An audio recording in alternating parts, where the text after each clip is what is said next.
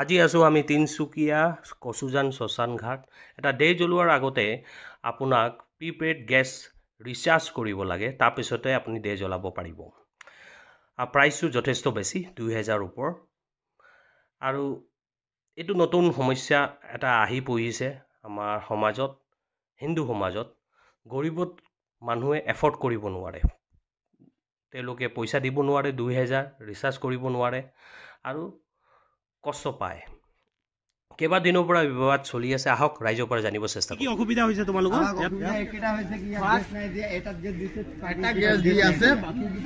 Gas নাই, কিবা গভৰ্ণমেণ্টে বোলে টকা দিয়া নাই, কিবা কিবি প্ৰব্লেম দেখালে যে ইমান কোটি টকা গেছৰ কাৰণে পে কৰা নাই। তো সেইটো আমাৰ প্ৰব্লেম নহয়। আমি আহিছো মানুহ জ্বলাবৰ কাৰণে। যে যোৱা মাহৰ আগৰ মাহত আমি লগৰ এটা দুখালো, যেতিয়া জ্বলালো তেতিয়া গেছ আছিলে, এতিয়া বৰ্তমান গেছ নাই। এটা নিয়মতি হয় 5 পোনৰ পৰা 6 পোন। আজি আমাৰ 9 পোন লাগিলে খৰি জ্বলাবৰ কাৰণে, তাৰ ওপৰত আমাৰ ডিজেল লাগিলে, তাৰ ওপৰত পেট্ৰলো লাগিলে, মানে কেৰাচিন তেল লাগিলে, পেট্ৰল লগা নাই কেৰাচিন তেল লাগিলে। আমি এইটো জ্বলাবৰ কাৰণে যদি ইমানটো তকলিফ কৰিব পাৰো, তেনেহলে আমাৰ শ্মশানটো থাকিব নাথাকাৰ বেটাৰ হয়। যে আমি এনে জ্বলাব লাগে খৰি দি পিনে, তো আমি খৰি দি পেট্ৰল ডিজেল ইউজ কৰি জ্বলাব পাৰো। কেলে ইমান যে শ্মশানটো বনালে যে ইয়াত গেছ সাপ্লাই দিয়া আছে, সামাজিক মানুহ যোনটো গৰীব মানুহ, আমি তথাপি টকা পে কৰি দিম। যে ইমান টকা লাগে, ইমান টকা আমি পে কৰি দিম।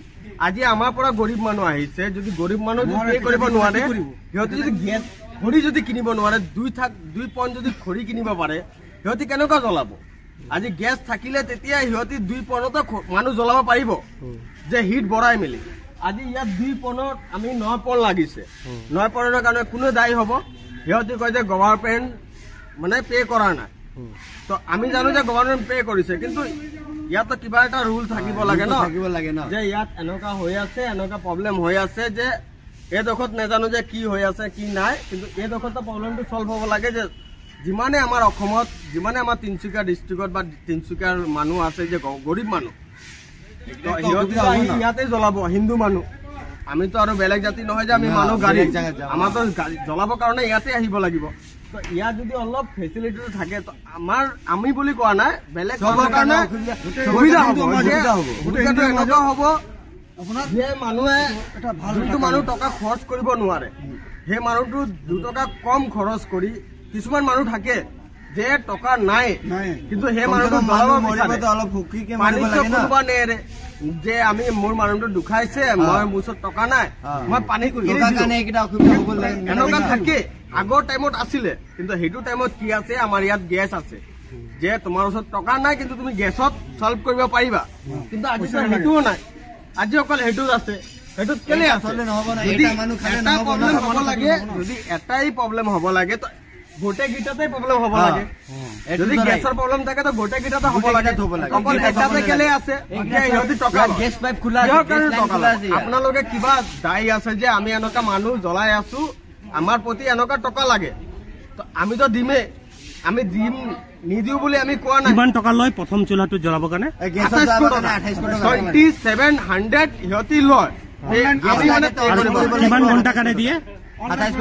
কিমান ঘণ্টাত মানুহ ওপৰত, মানুহ দেহৰ ওপৰত কথা আছে যে কিমান সোনকালে শেষ হয়, কিমান সোনকালে নহয় বুলি। মানে 2700 ইয়াত গেছৰ লাগে, প্লাছ আমাৰ 2000 আমি 7 পইণ্ট খৰি আনিছো। আমাৰ হিন্দু মানুহৰ মাজত খৰিটো ইম্পৰ্টেণ্ট হয়। তো আমি 2700 আমি খৰি আনিছো টকা ফাৰ্ষ্টত, প্লাছ 2000 কিমান টকা ইয়াত গেছৰ চৰকাৰক দিব লাগে। গেছ লাইন গেছ লাইনত 2000 কিমান টকা, খৰিৰ তোমাৰ ছেপাৰেট, পাব্লিকে সেইটো বেয়া কৰিব, ডিজেল পেট্ৰল ছেপাৰেট, পাব্লিকে। আজি যদি মই বুলি কোৱা নাই, মোৰ পৰা গৰীব মানুহ আছে, এইটো চবৰ কাৰণে। আমি যদি 2700 টকা গেছতে দি দিওঁ, খৰি 2700 টকা কেনেকুৱা আনিম? আজি মই বুলি নহয়, গৰীব মানুহ বহুত আছে, আমাৰ কিয় গৰীব মানুহ থাকে না মানুহ, তো সিহঁতি কেনেকুৱা আনিব 2700 টকা খৰি? তাৰ ওপৰত যদি গেছে নাথাকে, তেতিয়াতো পেট্ৰল ডিজেল আছে, তাৰ ওপৰত আৰু খৰি লাগিব এক্সট্ৰা জ্বলিবৰ কাৰণে। আপুনি কিবা এটা বস্তু জ্বলাব যেতিয়া খৰি এক্সট্ৰা লাগিবই।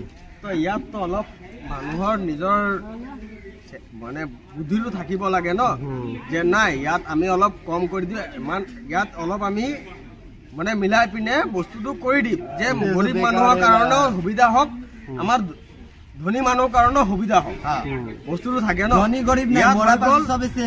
মানে কহাৱত আছে ন এটা দাদা যে জিন্দগীত টকা কমাই লওক